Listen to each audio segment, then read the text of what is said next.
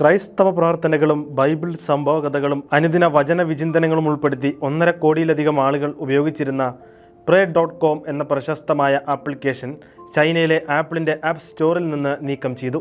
നേരത്തെ സമാനമായ ക്രൈസ്തവ ആപ്പുകൾ നീക്കം ചെയ്യപ്പെട്ടപ്പോഴും Pray.comന് രാജ്യത്ത് പ്രവർത്തിക്കാൻ സ്വാതന്ത്ര്യം ഉണ്ടായിരുന്നു.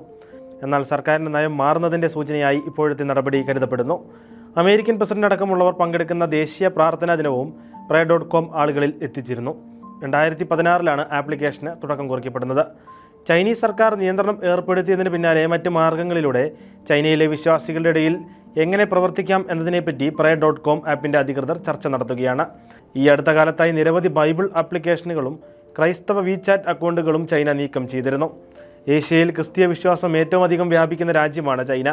ഇതിൽ അസ്വസ്ഥരായ കമ്മ്യൂണിസ്റ്റ് ഭരണകൂടം ശക്തമായ നിയന്ത്രണമാണ് ക്രൈസ്തവ സമൂഹത്തിന് ഏർപ്പെടുത്തുന്നത്. രാജ്യത്ത് ഓൺലൈനായി അച്ചടി ബൈബിൾ വാങ്ങുന്നത് നിരോധിച്ചിരുന്നുവെന്ന് ക്രൈസ്തവ സന്നദ്ധ സംഘടനയായ ഇന്റർനാഷണൽ ക്രിസ്ത്യൻ കൺസേണും റിപ്പോർട്ട് ചെയ്തിരുന്നു. ക്രൈസ്തവർ ഏറ്റവും കൂടുതലായി പീഡിപ്പിക്കപ്പെടുന്ന 50 രാഷ്ട്രങ്ങളെക്കുറിച്ചുള്ള ഓപ്പൺ ഡോഴ്സ് USA പട്ടികയിൽ 19ാം സ്ഥാനത്താണ് ചൈന.